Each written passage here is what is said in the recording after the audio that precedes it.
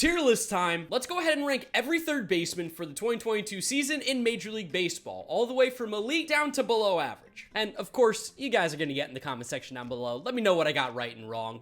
Let's have some fun with this one. But first, I want to give a quick shout out to today's sponsor, HelloFresh. HelloFresh is America's #1 meal kit. It makes cooking at home fun, easy, and affordable. With HelloFresh, you can choose from 55 plus weekly options with pre-proportioned, high-quality ingredients that are picked at peak ripeness. Not to mention the meals taste really good. The HelloFresh meals are also foolproof, with step-by-step recipes that make even the worst cooks at home look like 5-star chefs. Also, they only take about 30 minutes to prepare, so you can spend less time in the kitchen and more time enjoying your summer. Not to mention, according to a Zagat dining survey, HelloFresh is up to 72% cheaper than dining at a restaurant or even grocery shopping. I enjoy cooking at home, but sometimes I just don't have the time. With HelloFresh, I'm able to skip going to the grocery store and I can just follow their recipe and have a great tasting meal in around 30 minutes. And as someone who's trying to upload a little bit more, saving that time is big for me. So because HelloFresh partnered up with me for this video, I've got a special deal for you guys at home. Use my link or go to HelloFresh.com and use code POGMARKJuly16 for 16 free meals across 7 boxes and 3 free gifts. Once you click, my description will live update to count up the purchases. Thank you to HelloFresh for sponsoring today's video. So first up, we have Alec Baume, and Alec Baume is hitting okay, and he's a below average fielder. Honestly, I'm gonna put Alec Baume below average. I think in the grand scheme of third baseman right now in Major League Baseball, he's just simply not one of the strongest because his glove is so bad at third base, along with the fact that he's not even hitting really particularly well. Like, what value does he really have right now? I think he's below average, maybe average if I'm feeling generous. For me, Alex Bregman, as good as he has been in the past, I think right now he's not that same level, so I think he probably just goes in the good category. Like, his OPS is going to hover around 800. He plays okay defense at third base. He's a good player, but by no means do you think he's one of the top third basemen in the league anymore. I think he's kind of in that group of the rest of them, which is still very good, because just like second base and honestly a lot of the positions, there's a lot of really good players in baseball. Bregman is definitely one of them. I think Anthony Rendon, like, he's hard to judge because the last time we really saw him healthy, he was obviously elite. But he hasn't been able to stay healthy recently, and he's getting older, and he's not playing as well. I think I'll put him in good, but I do think that there is a good bit of separation between Alex Bregman and Anthony Rendon right now. A big reason just being that Anthony Rendon can't stay healthy, and Bregman at least is playing at the end of the day, and I would choose Bregman over Rendon any day. But Rendon, I'm not willing to say he's anything less than good still, because I do imagine that when he's healthy and feeling right, he will actually be good. So Austin Riley, I think, is starting to get in the conversation of elite. I think he's starting to get there. Right now, I'm just going to put him in all-star because I really do think the elite category, there's like 3 guys in this third base tier that separate themselves from everybody else. It's not that Austin Riley, he's probably 4th best if I had to imagine, just quick off the top of my head, or 5th best. He's probably a top 5 guy, but I just can't put him in elite just yet because I do think that there is like a group of guys that is right there. But my goodness, Austin Riley is so good. The Braves got an absolute stud in this guy, and he's helped his defense a lot. So as he continues to show that he's one of these top players, I'm sure he'll find his way into elite in no time. But he's so close. He's so close. For Brandon Drury, I think I have to put him in good, right? I mean, he's playing really well in Cincinnati this year. In the first time where he's feeling really good. He's had headache issues in the past, and he's playing really good baseball. I know he's in Cincinnati, the ball flies out there, but this is going to be a hot bat at the trade deadline. He is going to help a team get better this year. I think Brandon Drury is a pretty good third baseman. Again, I still take Bregman. I still even probably take Rendon over him. But the idea is that Brandon Drury right now is good. There's this weird group of guys. That's the rest of them that aren't the all-stars. And honestly, I might be able to move Bregman up maybe depending on where the rest of these guys fall. Because now that I'm thinking about it, he probably... Oh, man, these tiers are so complicated. Am I going to do this? Am I going to do this? I might. I like Brian Anderson a lot. I think Brian Anderson's good. And honestly, now that I'm thinking about it, I like these tiers a lot more. Austin Riley can go in elite. Bregman can go in all-star. Yeah, Brian Anderson's good. He's just a solid player. He had that weird year last year where he just kind of wasn't, but this year he's back to hitting better, and obviously he has a cannon at third base. I believe in Brian Anderson. Eduardo Escobar, I love you, Eduardo, but right now, based on how he's playing and what he projects like, he's just a below-average third baseman. He hasn't played particularly well this year. He's had spurts. He gets hot. He gets cold. He'll probably end the year right around league average. Honestly, we'll probably end right around league average. But right now, I don't think he should be the everyday third baseman for the New York Mets if I was the manager, if I was making decisions. But I think he'd be a great depth player because he can play a bunch of different positions. Emmanuel Rivera is actually kind of interesting because he does hit the ball decently well. Like, his offensive prowess or his offensive skills, I think are better than what they show, but he is a bit of a mess at third base. So I'm going to also put him in below average. I just don't think he is relatively that good right now. Eugenio Suarez, I'm glad to say he's back. He's playing really well. I'm going to put him in the good category. Obviously at third base again, defensively, he's not very strong. This is not what you get Eugenio Suarez for. You get him for the power, you get him for that bat,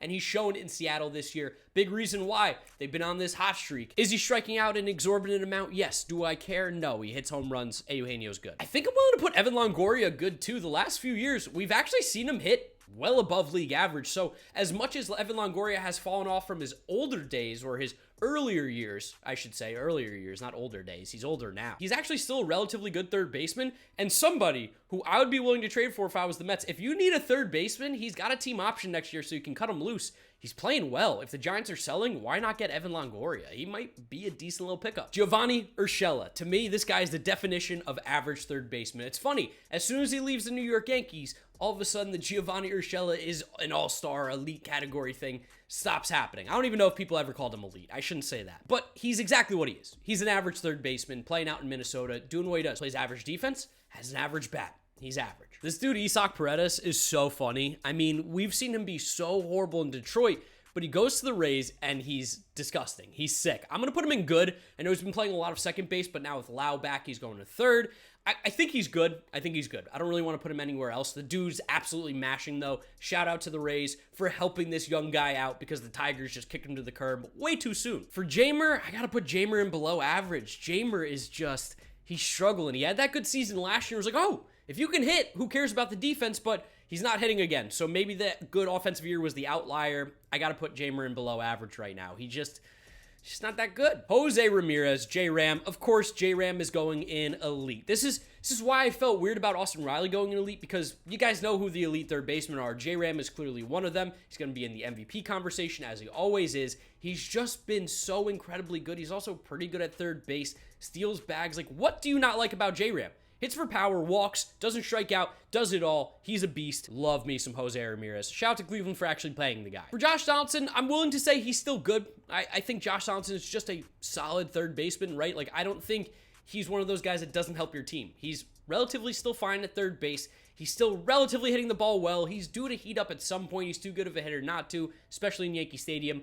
I think he's just good. That's really where he goes. Josh Rojas is a little bit of a man without a position. I think because he doesn't play every single day necessarily, that his bat plays better than it actually does. Like, I think really at the end of the day, at the end of the year, he's going to be a slightly above average player. But if I'm only sticking him at third base, I think some of his value is his versatility in the field. But I think if he's only at third base right now, I have to put him at average. But, oh man, I don't even really like putting him there because he's a decent hitter.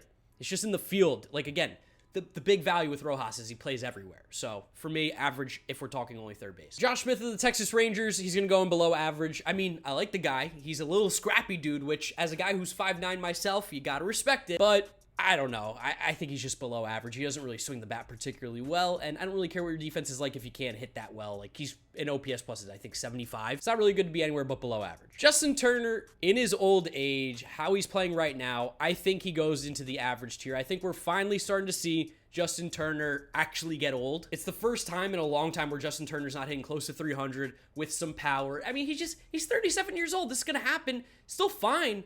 Man, would the Dodgers pick up a third baseman at the deadline? Is that something they would do? I'm starting to think about it now. Like, give Turner some days off, maybe let him DH a little bit. If Justin, oh my God, the Dodgers are going to pick up a third baseman, aren't they? They're gonna trade for a third baseman. Justin Turner's average right now. They can improve there. I really, really like Brian Hayes, and this might be a little personal bias here, but I'm going to say he's good. His glove is absolutely elite. One of the best defensive third basemen in the entire league. I mean, you've seen some of the plays this guy's been able to make. He's unbelievable. He's so talented in the field. At the plate, still hasn't come around yet, but that being said, he's like a league average hitter. So, league average with the elite glove puts me in good for him. Luis Urias of the Milwaukee Brewers, while I think the floor on him has risen a little bit because there were some times where like, whoa, what is this guy gonna do? Since he's gotten to Milwaukee, he's been about a league average hitter, and he's been fine defensively, right? At third base, I think. Okay, on second thought, no, he has not been fine defensively. His OAA is third percentile. I mean, I still think he's average. Oh man, actually, he probably goes in below average if we're being honest. I didn't know the defense was that bad. Upon further review, he goes below average. But like I guess he's kind of like Baume. I guess he's kind of like Baume a little bit, which would make sense unless I move those guys to average. I don't know. We'll see at the end. Maikel Franco, unless he plays against the Mets, where he's elite, he's below average. If it wasn't for the Nationals being a horrible, one of the worst teams in baseball, if not the, he would not be on a team. So below average. Manny Machado, obviously elite, obviously one of the 3 best or 4 best, I don't know where you put Devers, but one of the 3 best third basemen in all of baseball. The dude's glove is sick, his bat is sick. Everything about this guy. I know he's the villain, and you love to hate Manny Machado, but the player is just, he's so good. It's crazy that him and Bryce Harper, thinking about it, signed so late that teams did not want to throw $300 million at these guys. Like, this is going to be a unbelievably good contract for the Padres. He's been incredible, just as advertised, if not better. He's 100% elite. So I think this is going to trigger a lot of people, but I think Matt Chapman's average. I don't think Matt Chapman's that good anymore. His bat has completely vanished. Like, the bat is just, it's kind of weird. I know he had that hip thing, and maybe that's still bothering him, but I'm still waiting for Matt Chapman to wake up with the bat. It's not coming around. And I've got to say, I think Oakland might have helped him out a little bit. He's been not good in the field. OAA has him like 23rd percentile. For a guy who was supposed to be elite, the no doubt best glove, he's not very good this year. And I think the big reason why is I think he got a huge defensive boost because of Oakland. The defense, the foul territory. I know, maybe this sounds crazy, but I think because of how much foul territory is, a lot of the plays that were relatively easy for him to make because of how much big foul territory there was, might have boosted some of his defensive numbers. I just think the Oakland defense gets boosts. And he also, I think, got way too much of a boost for hitting in Oakland as he did. I don't know. This can be the one that everyone gets mad at me about, and that's fine, but I really just am not that high on Matt Chapman. Never particularly was. I think he's average. Nolan Arenado, clearly in elite. I mean, him and Machado and Ramirez, the third base is so loaded, especially at the top. We have like 5 really good third basemen. Nolan Arenado, sick with the glove, sick with the bat. Oh, shocker, the guy can hit outside of Coors. Who saw this coming? Me. I can't even believe at one point that there were people who were telling me Matt Chapman is clearly better than Nolan Arenado. Like, you were so stupid. You were so dumb. You chose to ignore the numbers because he played in Colorado. Don't let it happen to you. Don't be that guy. Nolan Arenado's clearly elite. I'm glad that's a hill I died on, and I'm glad I was right because, I mean, look, you've watched him play. He's so good. How could you not think that? I think Patrick Wisdom's probably average. His glove's horrible. But at least he hits. He's got the power. Now, he does strike out like 30 to 40% of the time, which is crazy high and not sustainable. But he does have pop in that bat, and he does hit. Like, there's no doubt. Patrick Wisdom hits. He's just bad at third base. Like, he's probably a DH more likely, but the Cubs aren't that good. So I'll put him in average, though, because the bat does play. Raphael Devers. Wow, Raphael Devers. See, I think Raphael Devers is elite. And I think, see, now this makes me want to put Austin Riley back in All-Star because this is really who I felt was like the elite group of guys. Was these 4 up here. But then Austin Riley's so much better than Bregman, so we put Austin Riley back up there. But enough talking about him. Let's talk about Devers real quick. One of the best hitters in all of baseball. He's improving defensively. Still not good, but he is slightly improving. He's not completely awful. Like, he's not good, but he's not the worst. So that's a huge improvement for Raphael Devers because at the plate, he's one of the best. And that's what you care for. When you hit like Raphael Devers, the defense is a bonus at this point. He's sick at the plate. He's not Big Papi, but he's next to Big Papi for the Red Sox in terms of this big power slugging left-handed hitter that's going to be in the middle of the lineup forever. Like, this guy's so good, Raphael Devers. What was he? He's like, what, 25, 26? I think Ramon Urias is a nice little player. I think he's probably just an average third baseman. Like, he's hitting above average. His fielding's above average. He's done for 2 years. Maybe he goes in good. Maybe Ramon Urias is actually good. His number, you know what? I'm going to trust the numbers. Numbers don't lie, right? Numbers don't lie. He's slightly above average hitting, slightly above average defensively. That puts you in good. Ramon Urias, the better Urias brother. Ryan McMahon, I'm going to put Ryan McMahon in average, hits below average, good fielder. I think that puts you right in average. It's just like Key Brian Hayes, I think there's more projectability, and he is elite. Ryan McMahon's a solid fielder. The bat is not great while also playing Coors, which is a little bit of a detriment to his game, in my opinion. I'm going to put him in average. Vimael Machine. I mean, the Oakland A's third base is a revolving door, and he's been the guy who's been playing it the most recently. Does it matter? No, he's below average. He can't hit. I don't care if he's the greatest third baseman ever played defensively. You can't have a 500 OPS. What do I do with Yoan Moncada? What do I do with him? Because, oh my God, he's horrible this year. Like, at the plate, he's horrendous. Bad. We're talking a 600 OPS guys with a 70 OPS plus. Like, last year he was good. The year before he was probably average. The year before that he was good.